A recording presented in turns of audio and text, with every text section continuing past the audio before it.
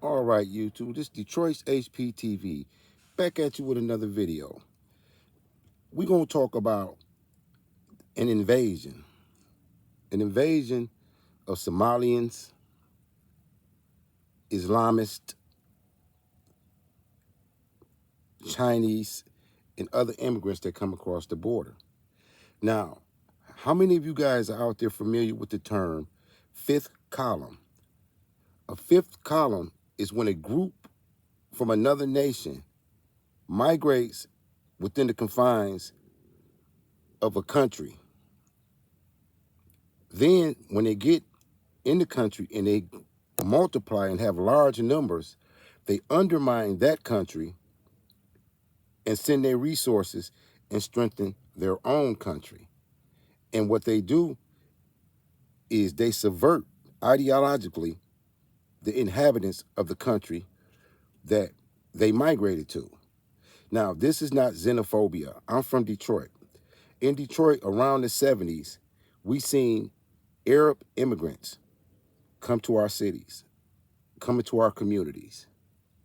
Before you knew it, with the help of the government with grants and not being able to pay taxes, they bought all the stores.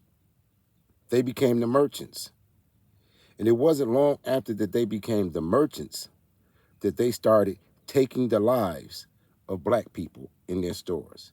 It happens so much in Detroit that you have New Era Detroit actually shutting down Arab stores because how many times they've taken the lives of black people, foundational black Americans, having their lives took by Arab immigrants, undermining our communities, selling all the things that they don't sell in their own communities. Drug paraphernalia, malt liquor, porn, you name it. It's in their stores for us to buy, but they don't sell it to each other. They just sell it to us. And okay, you say we buy, we have a choice not to buy. But we didn't have a choice that they will be in our communities giving grants and giving money and being put in front of us and ahead of us so that they could become a dominant force in our politics and in our community. You have Rashida Tlaib. She's a congresswoman from Palestine. And ever since she's been in Congress, she's pushed a pro-Palestinian agenda.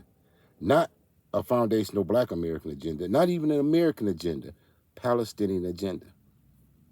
So the story that I'm going to show you today is how the same thing is happening in Minneapolis with Ilhan Omar as Congress. Now Omar Fatah is running for mayor. It's going to be the candidate of mayor. But their allegiance is to Somalia. Not to the people there. Their allegiance is to Somalia. You got Mandami running to take over New York. And his allegiance is to socialism. So if these people have formed a fifth column, Google what the word fifth column is, in your communities, what does that look like for you? Because it won't be long before you'll see them taking the lives of other citizens of other races. It happened here in Detroit. It's going on to this very day. And it started slowly. And now they are a dominant force in Dearborn. Now Detroit has the largest congregation of Muslims from outside of the confines of this country in America. So in Minneapolis, Minnesota has the largest confines of Somalians. And now you're going to have an Islamic socialist running New York. It's a takeover. And it's all coming from the left. And then, you know, the left claims to be so pro-women, so inclusive. But they are full of socialists, communists, and Islamists who want Sharia law to take the property of entrepreneurs, all in the name of inclusion, when really they're betraying Americans. Now, I want you to watch these two clips, and you tell me what you think. This is for fair usage under the 1976 Copyright Act for education and commentary. Look at this first clip. We should make dua for him and pray for him. I understand that our Somali communities are all connected to each other here in Minnesota and back home, and I ask for your support. There's always been a link between our community here as well as back home, and I'm running to bridge that gap and unite all of us and represent all of us, because when we succeed here, we succeed everywhere. And I'm hoping to do that just like Abdrazak, inshallah. Yo, are we seriously doing this again? So Omar Fatek, who's running for mayor of Minneapolis, in America, by the way, is out here calling Somalia our home. Bro, what? You were born and raised in the U.S., and you're running to be in charge of an American city, but you're still pledging emotional loyalty to Somalia? I mean, come on, man, that ain't it. You don't get to lead a city like Minneapolis while emotionally repping another country halfway across the world. That's not how this works. That's not how any of this works. If your heart is in Mogadishu, maybe run for mayor there, not here. This dude literally shows up at a Somali event talking about how Minnesota success will lead to success back home. And back home apparently means Somalia, not even hiding it. Like, bro, this isn't a diaspora support group. This is politics. In America. For Americans. If you're running for mayor here, your job is to serve the people of Minneapolis. That includes Somali Americans, absolutely. But not Somalia itself. Not the politics over there. Not the dual citizen nonsense. This is about one country. You can't serve two flags. And don't come at me with the multiculturalism defense either. There's a line between honoring your heritage and pledging loyalty to another nation while running for office in this one. And Fatek is dancing way past that line. He's sprinting across it, waving the Somali flag. Look, Minnesota has a huge Somali American community, no doubt. Great people, building businesses, contributing to society. But the moment you start turning local office into a foreign outreach project, you've lost the plot. We need leaders who put America first. That doesn't mean hating your roots. It means knowing where your responsibilities lie when you take that oath of office. So yeah, Fatek, not it, Chief. Minneapolis needs a mayor, not a foreign ambassador. I'm grateful for many things, and talk-space therapy is one of them. Because Adam... I'm going to show you one more clip. And this is Congresswoman Ilhan Omar. And don't say that this is xenophobic or whatever, because you see these people that come to this country and burn the American flag and wave their own flag while they take resources from our communities and say that, you know, foundational Black Americans are lazy. Hit us with every stereotype that we fought to overcome, and foreigners come and they immediately are elevated to the people who can lecture us and talk down to us. Now, you have these same socialists and Islamists saying, defund the police. You have people who have become a fifth column taking power saying defund the police. You have the Democrats who are saying they are pro-women and pro-women's rights when these people want Sharia law, which actually, per the Quran, allows men to beat their wives, take the rights of their wives, exclude their wives and women from the workforce. Make that make sense. How you can be a Black woman liberal, or any liberal woman, say you for women's rights, and you will put people into power who want Sharia law in the confines of the United States, which strips all the rights from women. Now, I want you to see this. This is Ilhan Omar. She's a part of the squad with Rashida Tlaib and some others. Listen carefully to her real ideology.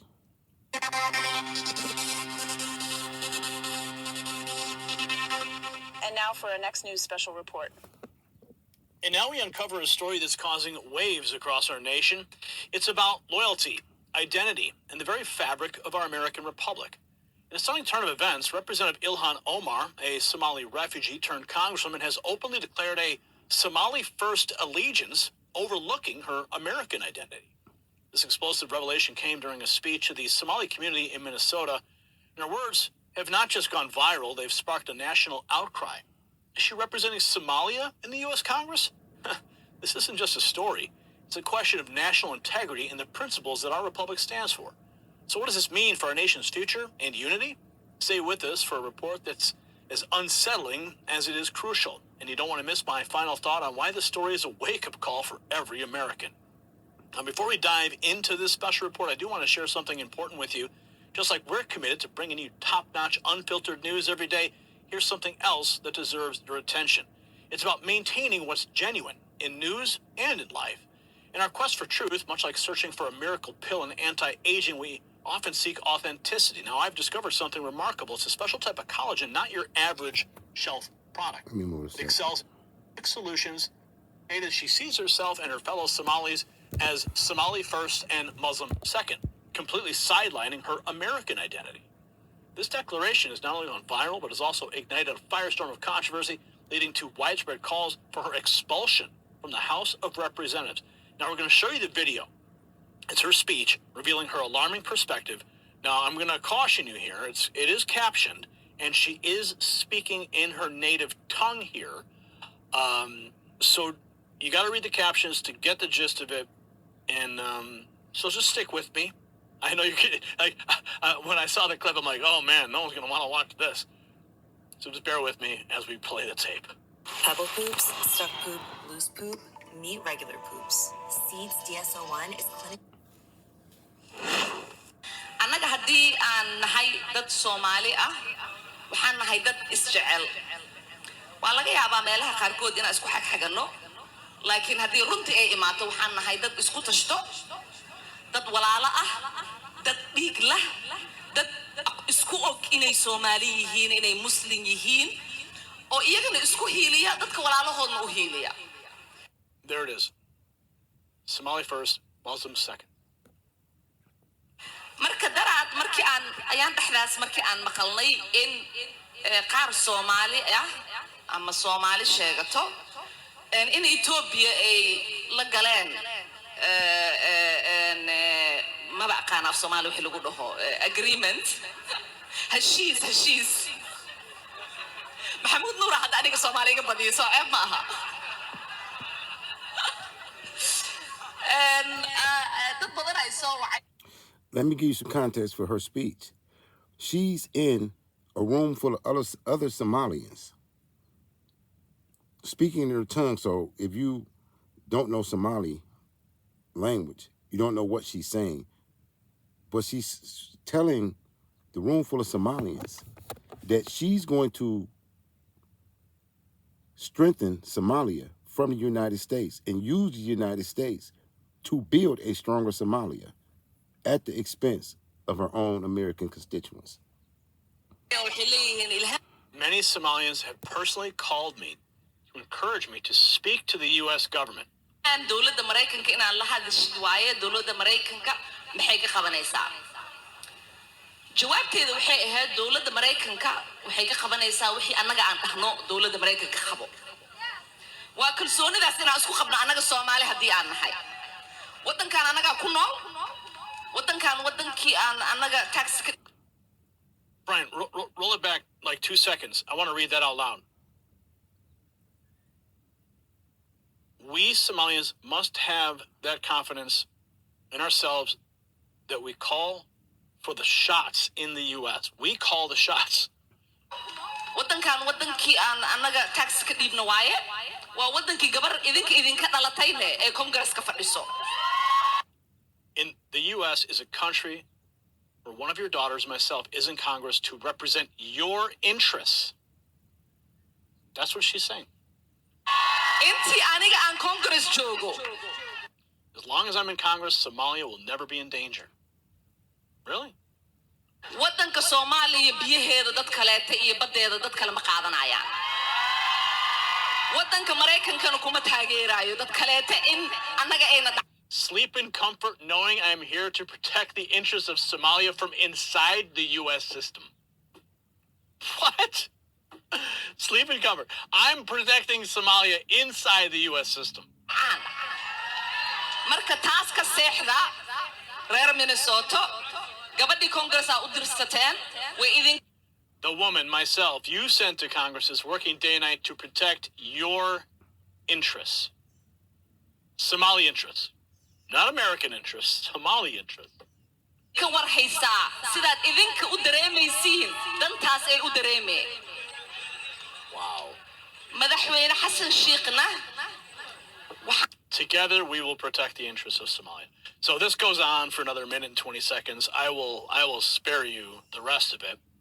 You can find the full clip online. She just goes on and on about that. Now, in the clip, you can hear her prioritizing Somali interests, an act that raises serious questions about her commitment to the United States and the very role of a congressperson. The public and high-profile figures have been quick to react. Somaliland's foreign ministry even expressed shock over Omar's comments, highlighting her dangerous flirtation with the concept of a greater Somalia. Their statement underscores the deep disappointment and concern over her ethno-nationalist rhetoric and ignorance of regional complexities, and included a damning quote after another. The language she employed was regrettably unbecoming of both the office that she holds and the constituents she represents. This is from the Somali ambassador.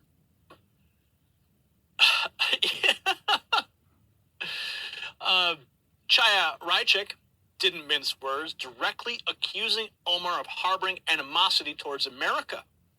The sharp criticism reflects a broader sentiment among American citizens who feel betrayed by Omar's apparent lack of allegiance to the nation that elected her. Attorney Marina Medvin pointed out the glaring omission in Omar's speech, the complete lack of reference to her American identity.